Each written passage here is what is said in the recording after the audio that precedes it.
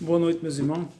Boa noite para todos. Mais uma vez estamos aqui fazendo uma pequena meditação e vamos hoje estudar 7 maneiras de andar com Deus. 7 pontos principais que nós vamos encontrar aqui, tá? Então, o primeiro ponto, andar como filho de Deus. A Bíblia diz aqui, tem uma meditação que fala assim: a Bíblia conta muitas histórias extraordinárias de homens e de mulheres que fizeram coisas extraordinárias, de pessoas comuns que realizaram coisas incomuns. Qual foi o segredo deles? A Bíblia diz que eles andaram com Deus. Sabemos que Enoque, Noé, Abraão e outros andaram com Deus. Se nós também quisermos ter a mesma bênção destes heróis, precisamos andar com Deus como eles andaram. Este é o segredo. Paulo pede que nós andemos de modo digno. Existe 7 maneiras de andar como mordomo fiel de Deus. Amém, irmão? O primeiro ponto, como andar como filho de Deus, está lá em Romanos. A Bíblia diz que, lá em Romanos capítulo 8, versículo 15, versículo 14 e 15, diz assim: pois todos os que são guiados pelo Espírito de Deus são filhos de Deus, porque não receberam o espírito de escravidão para viver outra vez atemorizados, mas receberei o espírito de adoração ou de adoção, baseado no qual chamamos Pai.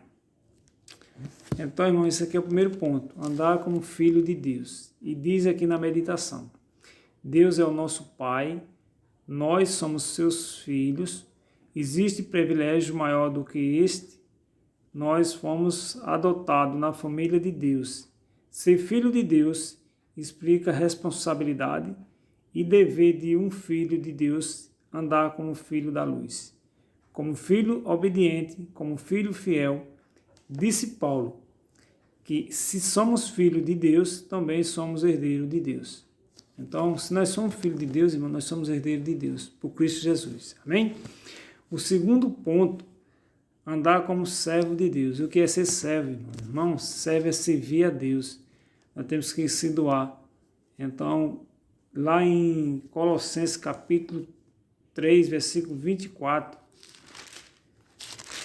ele fala sobre isso. Muitas vezes as pessoas querem Jesus Cristo como seu Salvador, mas não querem ser seu servo, né? Colossenses capítulo 3, versículo 24, diz assim: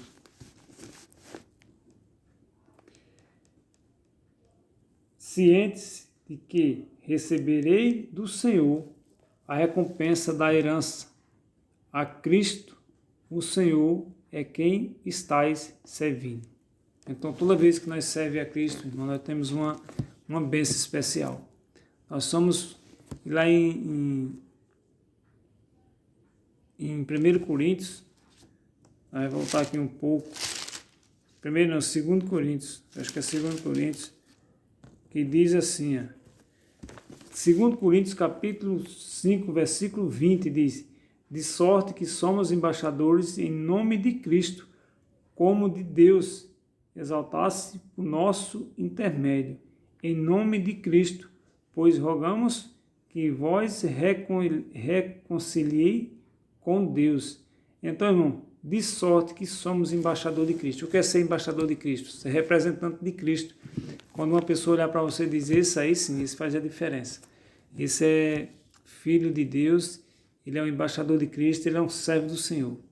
Que bênção, né, irmão, você receber isso. Das pessoas que não conhecem a palavra de Deus ainda.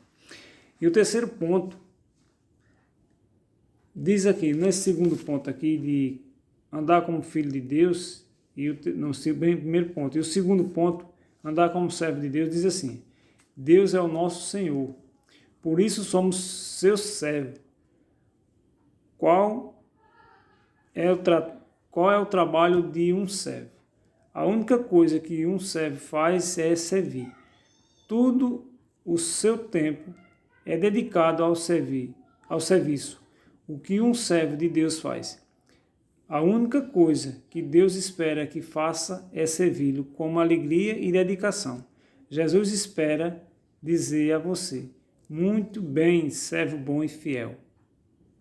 Então, irmão, lá tem uma parábola de Jesus que diz, lá em Mateus, que Jesus fala assim: para um foi dado 5 talentos, para outro 2 e para outro 1. Certo?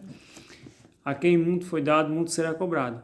E cada um recebeu com capacidade, porque teve capacidade de receber isso aí. Então nós temos que entender isso aí: a quem muito foi dado, muito será cobrado. Então nós fomos escolhidos para esse momento. E todos nós todos nós somos chamados e recebemos um talento de Deus. Tudo bem? E diz aqui, terceiro ponto: como andar como discípulo. O que é ser discípulo? Discípulo é aquele que teve contato direto com Cristo, né? Foi discipulado por Cristo.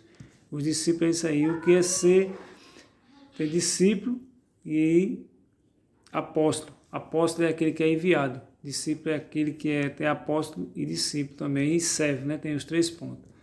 Serve é aquele que serve a Deus, discípulo é aquele que ficou com Cristo e aprendeu de Cristo, e apóstolo é aquele que foi enviado. E lá em Lucas capítulo 10, versículo 39, diz assim, 10:39, a palavra de Deus fala fala de Marta e Maria. O versículo 38 diz assim: indo eles de caminho, entrou Jesus num povoado, e certa mulher chamada Marta hospedou na sua casa. Tinha ela uma irmã chamada Maria, e esta quebrava-se assentada aos pés do Senhor e ouvindo os ensinamentos. Marta agitava-se de um lado para o outro, ocupada em muito serviço. Então se aproximou de Jesus e disse: Senhor, não te importa de que minha irmã tenha deixado que eu fique a servir sozinha? Ordenando-lhe, pois, que venha ajudar-me. Respondeu-lhe o Senhor: Marta, Marta, andais inquieta e te preocupa com muitas coisas. Entretanto, pouco é necessário, ou mesmo uma só coisa. Maria, pois, escolheu a boa parte, e esta não será tirada. E não vai ser tirada mesmo não, porque escolheu a melhor parte. E aqui na lição diz assim: Deus é o nosso mestre e nós somos os seus discípulos. Como discípulos de Cristo, temos muitas coisas para aprender. Devemos ser como Maria, que, assentada aos pés do mestre, ouvia com fervor os seus ensinamentos. Ela até esqueceu de fazer outras coisas também importantes, mas o mais importante para ela era estar aos pés de Jesus. Então, irmão, que nós possamos ter essa lição. E o quarto ponto que diz aqui é andar como um peregrino. E em Hebreus 11:13, e peregrino é o quê? Não está na terra, que é dele. Nós estamos passando e é o que vai acontecer com nós, né? Em Hebreus capítulo 11, versículo 13, diz assim, Hebreus capítulo 11, versículo 13,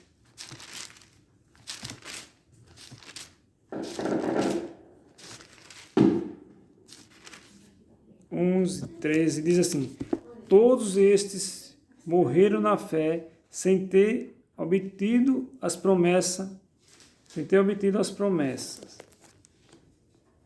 Vendo-se, porém, de longe, saudávamos-se e confessávamos que era estrangeiro e peregrino sobre a terra. Então, todos nós somos estrangeiros e peregrinos nessa terra. Então, nós precisamos se preparar cada vez mais para estar na terra, para chegar na terra que foi prometido para cada um de nós. E diz aqui: Deus é o nosso amigo e companheiro na jornada que estamos empreendendo a Canaã celestial. Nós somos peregrinos, pois esta terra não é nossa. Este não é o nosso mundo. o nosso mundo é melhor e estamos a caminho deste mundo prometido por Jesus. Muitos em breve, a nossa jornada chegará ao fim. Não podemos desistir e nem desanimar. Logo virá a recompensa. Então logo vai vir a recompensa para cada um de nós que estamos nesse caminho, nessa batalha, nessa caminhada, e que Deus venha abençoar cada vez nós. E o segundo ponto, andar como um adorador fiel a Deus. Está lá em João capítulo 4, versículo 24. João capítulo 4, versículo 24, a mensagem de Deus vem falando mais uma vez para nós. E o que é o verdadeiro adorador. E é o que vai acontecer no final da história, viu, irmão? Para cada um de nós. A quem nós estamos adorando? Qual é o Deus que nós estamos adorando? 4:24 diz assim: Deus é Espírito, e importa que os seus adoradores o adorem em espírito e em verdade. Então, o verdadeiro adorador de Deus, ele vai adorar a Deus em espírito e em verdade. Então, no final da história desse planeta, nós vai se levantar mais uma vez em termos de adoração. E lá em Apocalipse capítulo 13, vai ser levantado uma imagem. Diz assim, Apocalipse 13:15, diz assim: E lhe foi dado comunicar fôlego a imagem da besta, para que não só a imagem falasse, como ainda fizesse morrer quanto não adorasse a imagem da besta. Então o que vai acontecer no final dos tempos é o que aconteceu lá em Daniel capítulo 3, quando Nabucodonosor levantou uma estátua e os 3 jovens, ele deu ordem de todos se curvar perante essa estátua, e eles 3 jovens se recusou, e ele pegou eles e jogou ele na fornalha, mas ele escapou, porque Deus estava com ele. Então, no momento da história que nós estamos chegando, no final dessa história, vai ser termo de adoração. Então, que nós possamos adorar em espírito e em verdade, como diz aqui, andar como verdadeiro adorador. No 6º ponto, fala assim, andar como testemunha de Deus. Nós temos que andar como testemunho de Deus, dar um testemunho, porque tem que ser testemunho para a nossa família, para a nossa vizinhança, para a nossa igreja. Não adianta nós pregar, não adianta nós falar e se não dar um bom testemunho. Então esse é um ponto principal. Lá em Atos capítulo 1, versículo 8, diz assim, a palavra do Senhor para cada um de nós.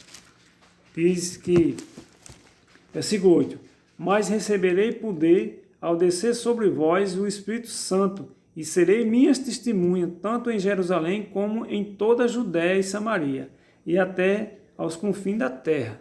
Então, nós temos que ser o testemunho verdadeiro para as pessoas, olhar para nós e dizer assim, esse sim, esse é uma pessoa digna e reto, como Deus olhou para Jó e falou, tem visto meu servo Jó lá na terra, né, quando Satanás acusou, ele diz, ele é um homem digno e reto que se desviava do mal. Então ele dava um bem testemunho, um ótimo testemunho.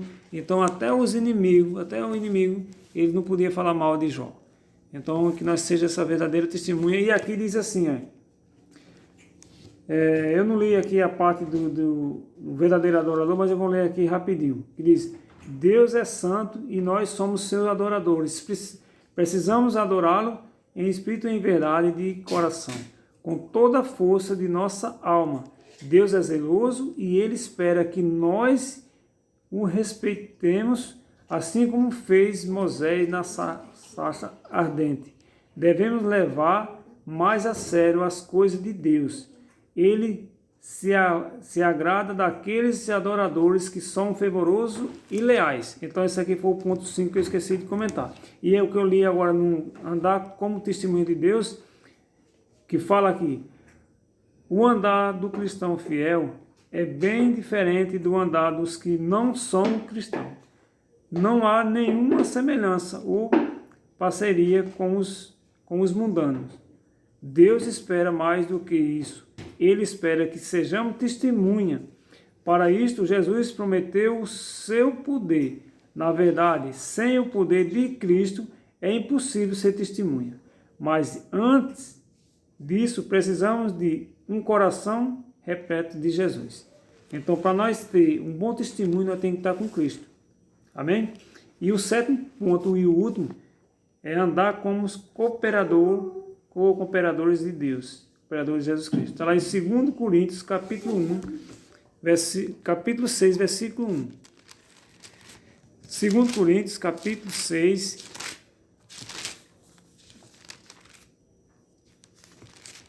versículo 1, diz assim: e nós, na qualidade de cooperadores com ele, também vos exaltamos, a quem aqui não recebeis em vão a graça de Deus. Então nós somos cooperadores de Cristo, irmão.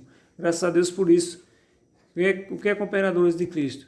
É como se você estivesse ajudando a obra, trabalhando, que foi o chamado que Deus fez para cada um de nós. E diz aqui, o cristão fiel é um cooperador na obra de Deus. Ele tem alegria em ajudar a igreja, em colaborar na atividade da igreja e em participar na missão da igreja como seu tempo, seu talento e seu tesouro.